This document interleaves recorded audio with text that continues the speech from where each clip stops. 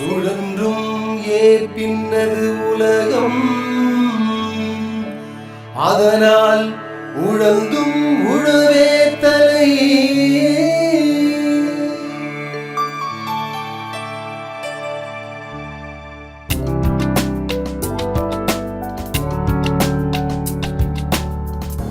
என்னுடைய பெயர் ஜெயக்குமாருங்க. நான் பிஎஸ்சி பிஎல் படித்த ஒரு டிகிரி ஹோல்டர் தான். எங்கள் அப்பா தாத்தாத்துலேருந்து விவசாயம் தான் பார்த்தாங்க. அதனால் நானும் விவசாயத்துக்கே நான் என்னுடைய முழு நேரத்தையும் ஸ்பெண்ட் பண்ணுறேன். இந்த ஏரியா வந்து 3 ஏக்கர் நிலப்பரப்பு. 3 ஏக்கர் நிலப்பரப்பில் 3 முறை நமக்கு டிராக்டர் வச்சு உழவு ஓட்டி, உழவு வேலை முடிஞ்சதும் நாங்கள் கால் வெட்டுவோங்க. அதை பார் பிடிப்போம். அது வந்து 3 அடிக்கு ஒரு மூடு வர மாதிரி டிராக்டராலே கால் வெட்டிட்டோம். அதில் மீட்டிலே வந்து 3 அடிக்கு ஒரு குச்சி வர மாதிரி கட் பண்ணி 3 அடிக்கு ஒரு குச்சி நட்டோம். தண்ணி பாய்ச்சுற வேலையை ஆரம்பித்து 3 நாளில் தண்ணி பாய்ச்சி முடிச்சிட்டோங்க.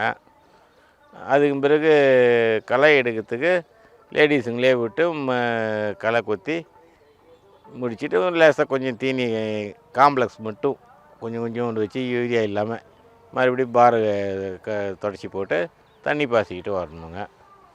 குச்சியை வந்து எங்களுக்கு ஆத்தூர்லேருந்து வாங்கிட்டு வந்தோம். வியாபாரி அனுப்பி வச்சார்.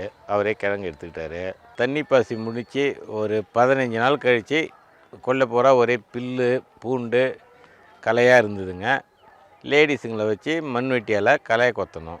ஒரு ஏக்கருக்கு 10 லேடிஸுங்க போகிற 3 ஏக்கருக்கு 30 பேர் ஆகுதுங்க. அவங்களுக்கு லேபர் வந்து ஒரு பொம்பளைங்களுக்கு 110 ரூபாங்க. களை 3 களை முடிஞ்சதும் ஏக்கருக்கு 2 மூட்டை காம்ப்ளெக்ஸ் போட்டு மறுபடியும் பாரத்தை அந்த பாரெல்லாம் கொல்லியை தொடச்சி போட்டு தண்ணி பாசணும். 10 நாளைக்கு ஒரு தண்ணி பாசனா போதும். அதிக தண்ணி பாச வேண்டிய வேலை இதுக்கு வராது. இதனுடைய விளைச்சல் பார்த்திங்கன்னா ஒரு செடிக்கு 5 to 10 கிலோ வருகணும். விலை வந்து நான் கொடுத்தது வந்து 5 டன்னு. அப்போ ஆத்தூர்லேருந்துலாம் அப்போ குச்சி வரும்போதெல்லாம் எங்களுக்கு டன்னு 15,000 விற்றுதுங்க. 5,000 ரூபா விற்கும் போதே நஷ்டம் இல்லை. பட்டு அதிக லாபம் கிடையாது. 15,000 டன்னு விற்றுனா நல்ல லாபம் கிடைக்கும். இது ஏன் நான் விரும்பி இந்த பயிரை செய்கிறேன்னாக்கா, இதுக்கு வந்து வேலைகள் வந்து ரொம்ப குறவுங்க. ஒரு 3 தடவை களை எடுத்தால் மட்டும் போதும். தீனி செலவும் ஃபெர்டிலைசர் செலவும் குறவுங்க. அறுவடைன்னு பார்க்கும்போது அவங்களே வியாபாரிங்களே ஆள் கூட்டாந்து விலையை பேசி அறுவடை பண்ணி எடுத்துன்னு போயிடுறாங்க. அறுவடை செலவு எங்களுக்கு கிடையாது. 10 to 12 மாதத்துக்குள்ளார 9லேருந்தே 12 மாதத்துக்குள்ளார அறுவடை பண்ணி எடுத்துடலாங்க. இதுக்கு வந்து நோயெலாம் தாக்காது. நோய் தாக்கிற தன்மை கிடையாது. மஞ்சள் நோயின்னு ஒன்று வரும். அது நல்லா மழை பெஞ்சால் மாறிடும். நோய் தாக்கமும் அதிகமாக இருக்காது. நோய் தாக்கலே கிடையாது. அதிகமாக தண்ணி அதிகம் பாய்ஞ்சி காயாமல் நின்றுருந்தால் அந்த இடத்துல லேசாக மஞ்சளாக இருக்கும். வெயில் காய்ஞ்சி தான் இத்தனை நேரம் மாறிடும். மற்ற பயிரை பார்க்கும்போது இந்த விவசாயத்தை பொறுத்த வரைக்கும் அதிக வேலைகள் வாங்காமல் இருக்குது.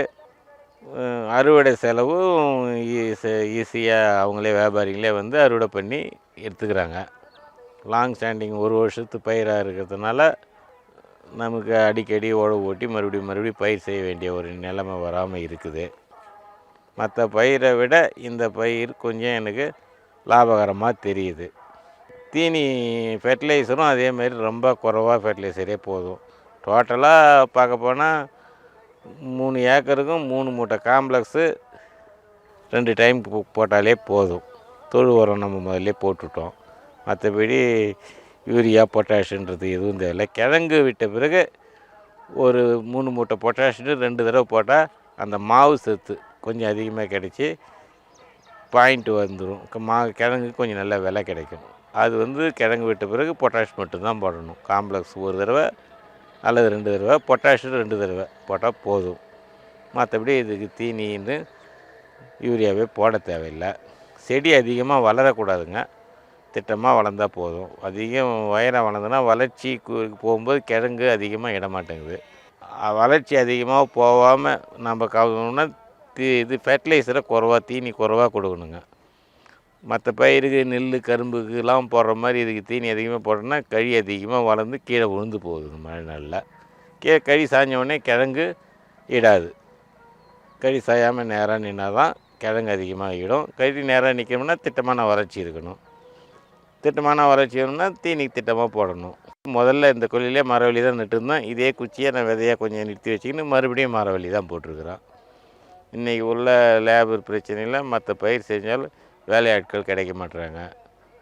லாபம் ஒரு பக்கம் இருந்தாலும் வேலை செய்யணுமே, பயிர் வைக்கணுமே, அறுவடை பண்ணணுமென்றும் மற்ற பயிரெலாம் ஒரு சவாலாகுது. மரவள்ளியை பொறுத்த வரைக்கும் அந்த ஒரு இது கஷ்டம் இல்லை. இதனுடைய லாபம் பார்த்திங்கன்னா டன்னு வந்து 5000லேருந்து 12,000 15,000 கூட விற்கிதுங்க. 5000 விற்றாலே நமக்கு வந்து நஷ்டன்றது கிடையாது, லாபம்தான். 10,000 15,000 விற்றா கொஞ்சம் நல்ல லாபமாக தெரியும். நான் குச்சி வாங்கும்போது 15,000 விற்றுதுங்க டன்னு. ஆனால் நான் அறுவடை பண்ணும்போது டன்னு வந்து 10லேருந்து 5 குறைஞ்சி வந்துடுதுங்க. மரவள்ளி குச்சியை பொறுத்த மட்டும் தொழு உரம் அவசியம் தேவைங்க. தொழு உரம் அடிக்கணும். 3 அடிக்கு ஒன்று குச்சி இருக்கணும். 3 அடிக்கு மேலேயும் தேவையில்லை, 3 அடிக்கு குறைவா நிச்சயமாக இருக்கக்கூடாது. பூமி வந்து களிப்பு பூமியாக இருந்ததுன்னா 3 அடியே போதும். நல்லா மணல் பாங்கான பூமியாக இருந்தால் கிழங்கு நீண்டு வளரும். அதனால 4 அடி கூட போட்டுக்கலாம். நான் வந்து எல்லா பயிரும் செஞ்சுருங்க. நெல் நட்டுருக்கிறேன், கரும்பு, நெல், வாழை. அதான் எங்கள் ஊரில் நான் செய்கிற பயிருங்க. அந்த பயிரை விட எனக்கு வந்து மரவள்ளியில் அதிக அலைச்சல் இல்லாத ஒரு பயிராக இருக்குது. கரும்புலாம் போட்டால் அவங்க எப்போ கட்டிங் அவர் கொடுக்கணும் அப்போ தான் வெட்ட முடியும். நெல் அதேமாதிரி மழையில் அறுவடை பண்ணுறது மிஷின்லாம் கஷ்டமாக இருக்குது. மரவள்ளியை பொறுத்த வரைக்கும் அந்த கஷ்டங்கள்லாம் இல்லை. இதனால் நான் என்ன சொல்கிறேன்னா, விவசாயிகளை என்னை போல் விவசாயிகள்லாம் நான் ஏற்கனவே இந்த கொல்லியில் மரவள்ளி நட்டு அறுவடை பண்ணிவிட்டு அந்த குச்சியை கொஞ்சம் எடுத்து விதைக்கு வச்சுருந்து மறுபடியும் உழவு ஓட்டி மறுபடியும் அதே மரவள்ளியே போட்டிருக்கேன். ஏன்னா இது வந்து எனக்கு ஒரு லாபகரமான கஷ்டம் இல்லாமல் பயிராக தெரியுது. இதுக்கு தீனின்ற செலவு அதிகம் கிடையாது. தொழு உரம் மட்டும் போட்டு உழவு ஓட்டினா போதும். இந்த குச்சியை நம்ம மறுபடியும் விதைக்கு பயன்படுத்திக்கலாம். மற்ற பயிரை விட இது எனக்கு லாபகரமாக தெரியுது. மற்றபடி இதில் ஏதாவது சந்தேகம்னா என்னுடைய செல் நம்பருக்கு கான்டாக்ட் பண்ணி நீங்கள் கேட்டுக்கலாம். என்ன மாதிரி மற்றவங்களும் ஒரே பயிரை செய்யாமல் கரும்பு நெல்லுன்னு செஞ்சுக்கின்னு இல்லாமல் மரவள்ளி போட்டிங்கன்னா நம்ம இந்த தழை பூரா இந்த கொல்லிலே கொட்டுறதுனால நிலத்துக்கும் நல்லா பாடு ஏறுது. குச்சியை நம்ம மறுபடி இந்த கொல்லிலே போட்டு ஓட்டிட்டா அதுவும் பாடாகிடும். அதனால் பாடு வந்து கொல்லியை விட்டு இடை போகாமல் நல்லா மண்ணோட பாடு ஒரு நல்லா அதிகமாக கிடைக்குது. அதனால் நான் மரவள்ளியை ரொம்ப விரும்பி பயிர் வைக்கிறேன். லாபம் மற்ற பயிரை விட இதில் ஒன்றும் தப்பு கிடையாது. மற்ற பயிரில் கிடைக்கிற லாபத்தை விட அதிகமாக தான் கிடைக்குது மரவள்ளியில்.